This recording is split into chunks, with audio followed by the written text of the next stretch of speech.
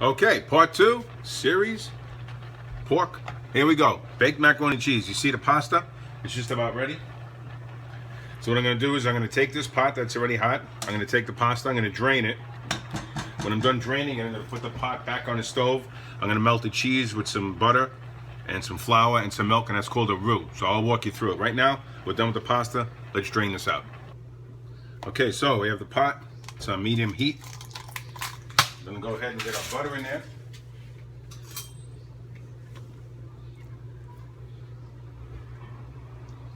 Don't be afraid to put too much butter. It's macaroni and cheese.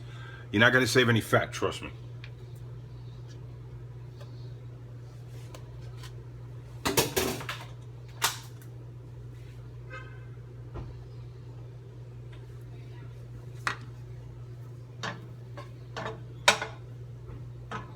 So now you see how it's starting to melt.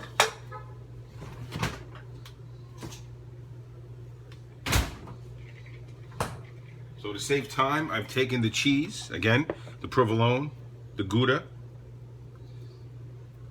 and some white cheddar. I have a little bit of yellow cheddar that I had left, and I put that all up there, shredded it nicely, and we're going to melt it slowly and surely inside again. Now that we got this going, and we also have some milk we're going to put in there. And the important thing with this is as you go along with this recipe, you must remember, thicken it or thin it out, add milk, put more flour in there, whatever it is you have to do. But there is no set number and measurement. It's up to you and what your flavors are for today.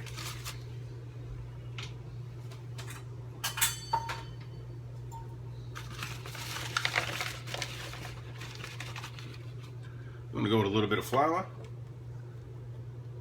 I think that'll be about enough.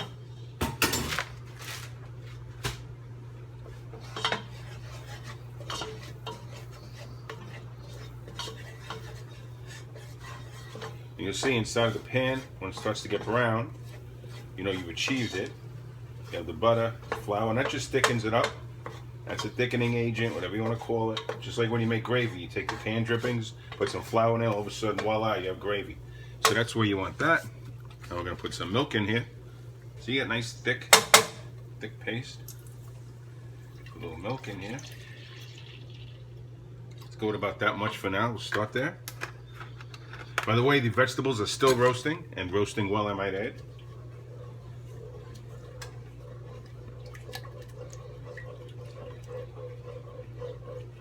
So we break the flour up into the milk. Now we're going to start putting the cheese in.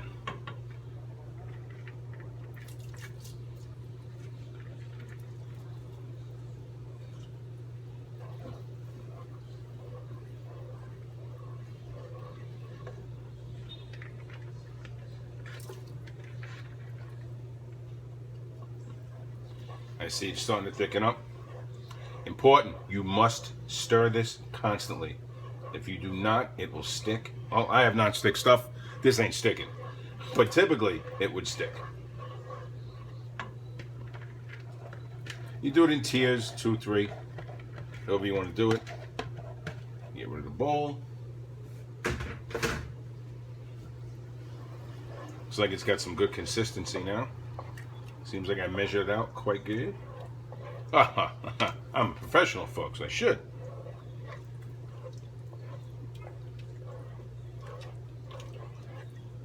Again, this is the boring part. Let's get some salt in there. Be careful with the salt when you're using cheeses because they have a lot of salt in them already. So there's really no need to actually extra salt. But if you think you like it, add some. If you have to. The pepper, huge plus. And there's no need for anything else in it. All you're making basically is cheese sauce.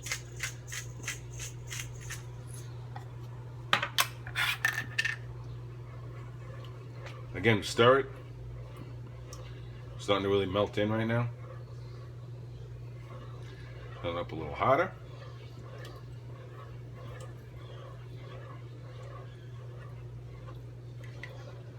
Stir it both ways, either one.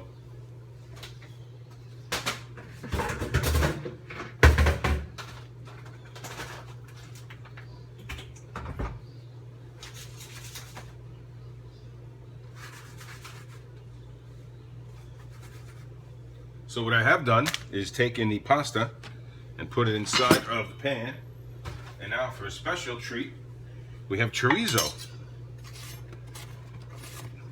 I told you, today's a pork day. So I have all of this chorizo, pan fried a little bit, got most of the excessive oil off. That's it.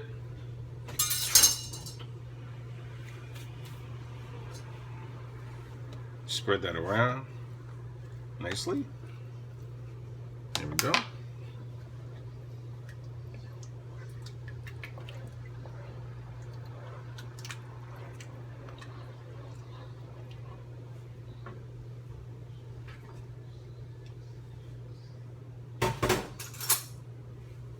Okay, be right back.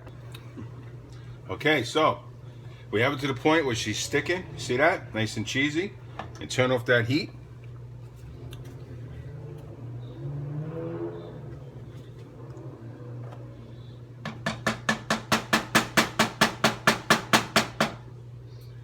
Okay. Let's hope for the best. Pour it in over the top.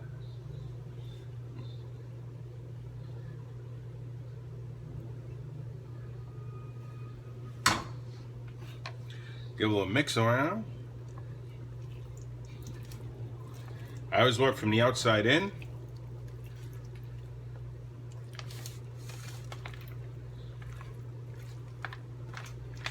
We've obviously put enough cheese in here, I believe, which is always a good thing. But can't have too much cheese, so let's just move it around.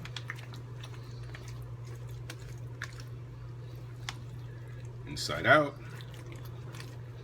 And again, we have the two pastas in here, right? One of them is the rigatoni with the lines in it, and that's basically because it holds better. It holds sauce, it holds cheese, it holds liquids, it holds anything thick, it'll hold it to it, right to its side. So when you bite it, you're actually gonna taste every bit of it. We have the chorizo, we have the provolone, the Gouda, the white cheddar, a little bit of yellow cheddar. Cheddar, cheddar! Look at that. Folks, cheese, pork, pasta. You know what that's called? Jeff, you wanna say it? Nice, nice. I want to also thank Parati today. It's one of those days he's working hard. I know he is out there doing his job. And a lot of the ideas I get are from Phil. Phil has quite the imaginative appetite. So I just want to give Phil a little shout out there too. I do plan on bringing you some of this, Phil. So you will be rewarded. I thank you, sir. Okay, so I think we've got this mixed up nicely.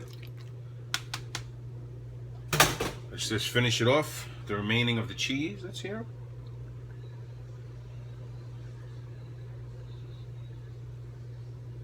Like I said, can't have too much cheese.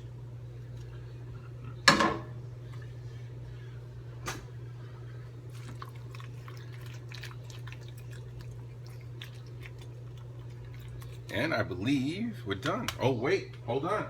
Off camera.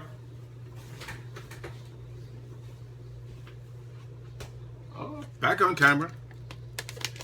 Let's get really fancy. Let's go blue collar +1. A little breadcrumbs for a coating on top. And we're gonna put it in the oven now at 325. The roasted vegetables. And then at the end, we're gonna put it on top. We're gonna broil it just to get a nice flavor on top. So that's it for the baked macaroni and cheese. Part 2 is done. Part 3 coming up. Bacon wrap pork tenderloin.